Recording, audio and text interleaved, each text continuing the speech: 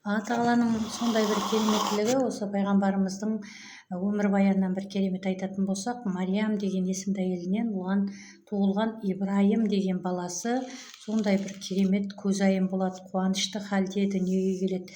Әкесі оны әрдайым мерейленіп, қарашығым құлыным деп еркелетеді. Жастайынан өте керемет, сондай Құранға деген сауатын ашатын, сондай бала болып өседі енді де. Сонда пайғамбарымызға үмбетінің иесіне еркіндік кіндігінен ұрпақ тарату жаратылмаған екенін айтады.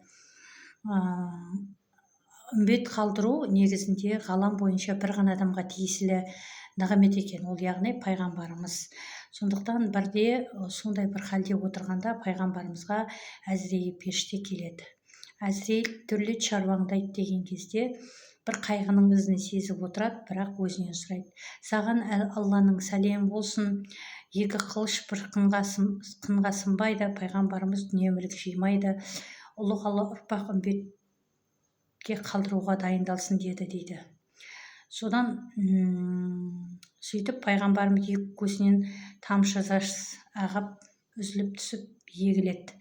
Содан: ей Әзірейіл, Алланың әмірі екі болмайды, жаным сауға, тек мені қияметте үмбетіме шапағат етуден айырмасын, үмбетім үшін барлық қазынам, бүкіл байлығым садақа дейді.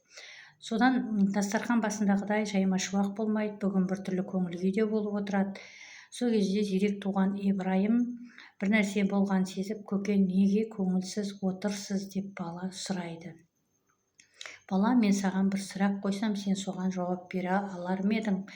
Және де сондай бір керемет пейілмен, ниетпен баласына сондай шынайы мейіріммен қарайды.